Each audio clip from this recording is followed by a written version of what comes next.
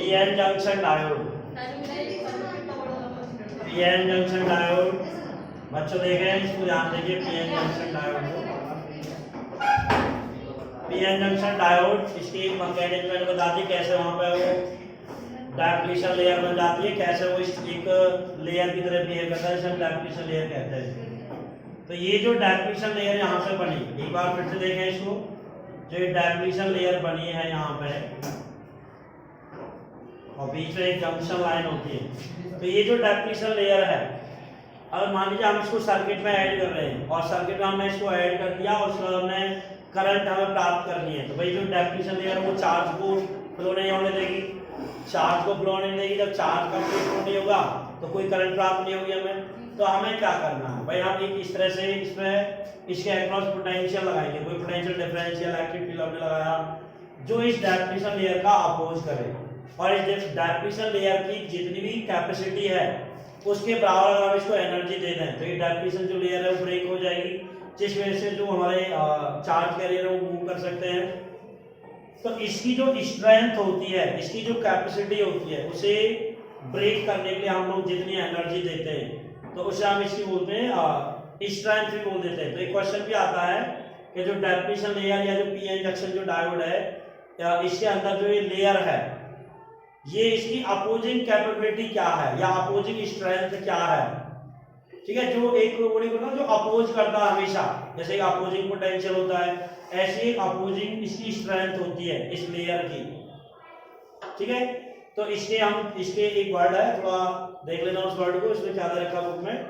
इसकी opposing strength है जो इसका विरोध करता है, तो उसके बराबर हम लोग क्या देते हैं, पोटेंशियल दे देते हैं। तो उसकी जो इसको जो ब्रेक कर दे, वो जो एनर्जी जो रिक्वायर्ड हो रही है या जो पोटेंशियल रिक्वायर्ड हो रहा है उसे हम इसका बोलेंगे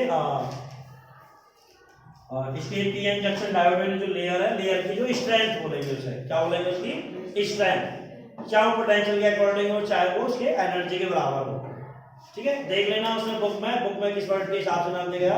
जैसे यहाँ स्टॉपिंग पोटेंशियल भी मान सकते हैं। स्टॉपिंग पोटेंशियल क्या होगा भाई, जो स्टॉप करता है या स्टॉप करने के लिए यूज होता है, या हम इसका ये होना है कि इस तरीके से वो नहीं होता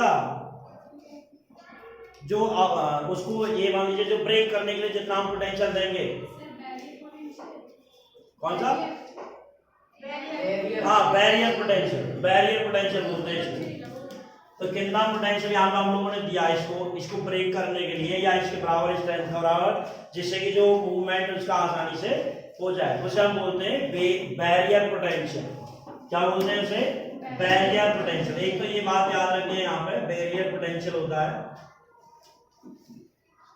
याद आता अलग से, और इसको इसके बराबर जो देते हैं तभी तो वहां से ये ब्रेक होगा और तभी मूव हो सकते हैं जो हमारे चार्ज कैरियर से। दूसरा इसका एक सिंबल होता है पीएन जंक्शन डायोड में, सिंबल को देखिए ध्यान से, इस तरह से हम सिंबल लेते हैं पीएन जंक्शन डायोड। यहाँ पे पी दिखाते हैं, ये पी वाला टर्मिनल होता है थोड़ा सा, और ये जो लाइन खींचते हैं ये वाला, ये एन के लिए होता है, ठीक है।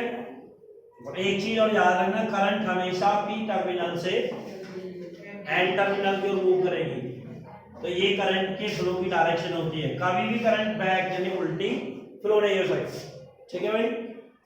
ये पीएन जंक्शन डायोड का सिंबल हो गया। मैंने बता दिया बैरियर पोटेंशियल, और जो हम लोग को निकालते हैं ना V इक्वल टू, पीछे हमें फॉर्मूला देखा था V equal to EI into N, उनके बीच का सेपरेशन T, ये वही बैरियर पोटेंशियल के बराबर ही होता है जितना रिक्वायर्ड होता है।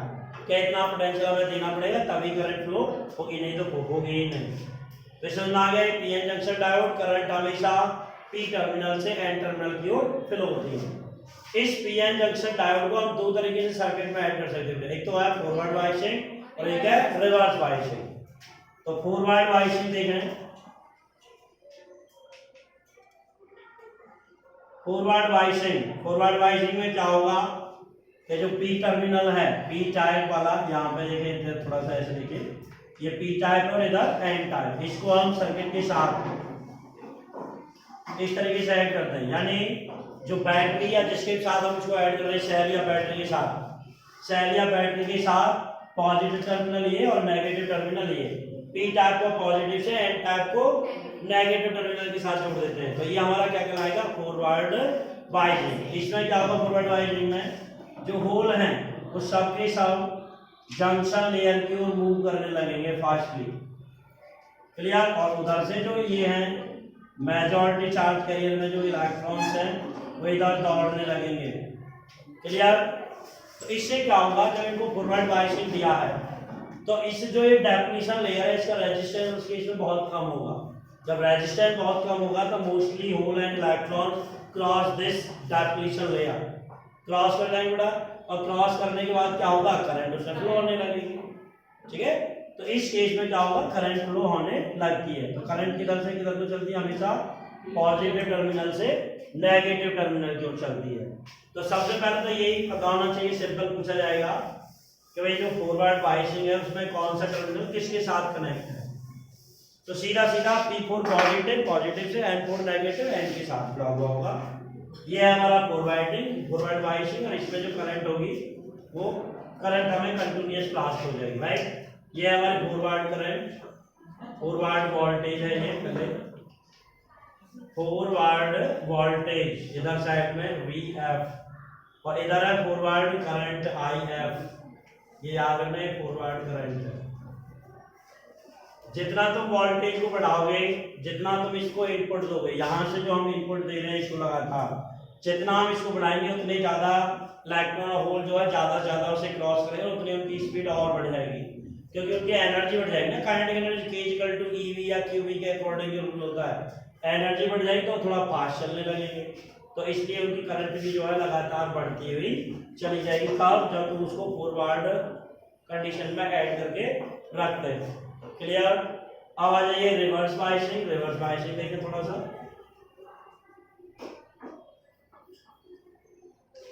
रिवर्स बायसिंग,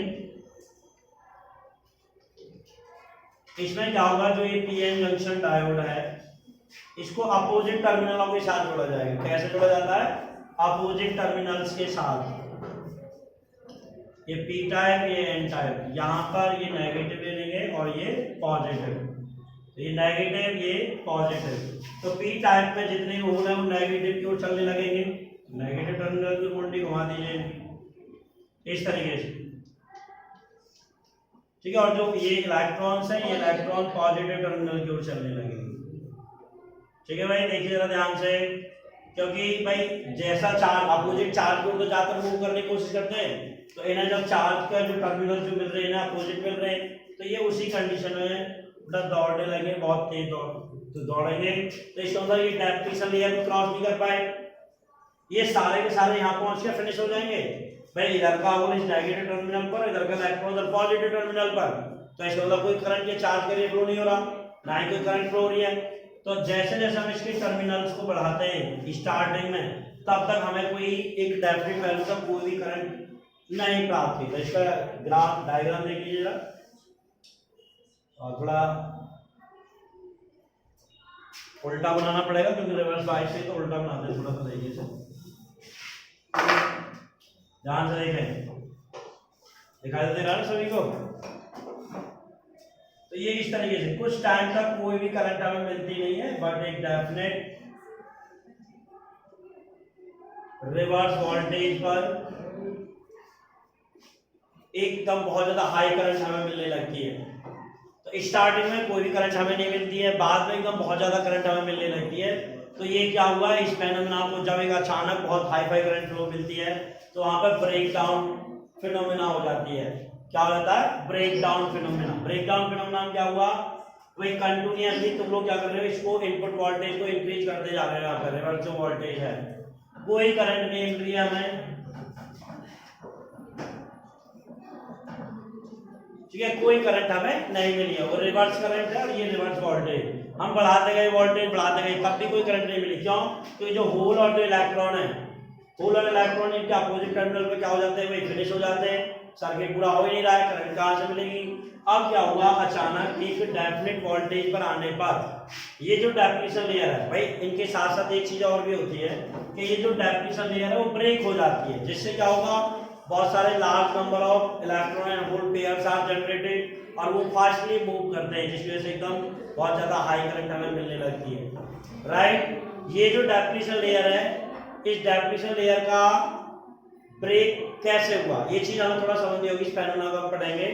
जरा देखें कैसे टूटती है गाड़ी। तो यहाँ पे क्या होगा, जब majority charge carrier opposite direction में जा रहे होते हैं तो इनके साथ साथ माइनॉरिटी चार्ज कैरियर भी होते हैं। तो जो मेजॉरिटी चार्ज कैरियर्स होते हैं, यानी जो आयंस होते हैं, पॉजिटिव आयन और नेगेटिव आयन, वो तो अपोजिट चलेंगे ना इनके। भाई इधर ये होल है, इसके साथ साथ क्या था, नेगेटिव आयन, तो नेगेटिव आयन किधर जाएगा, उसकी ओर चलेगा। और उधर का जो पॉजिटिव आयन है वो अपोजिट, इधर जैसा आपको मिल रहा तो वो इधर की ओर आने लगेगा।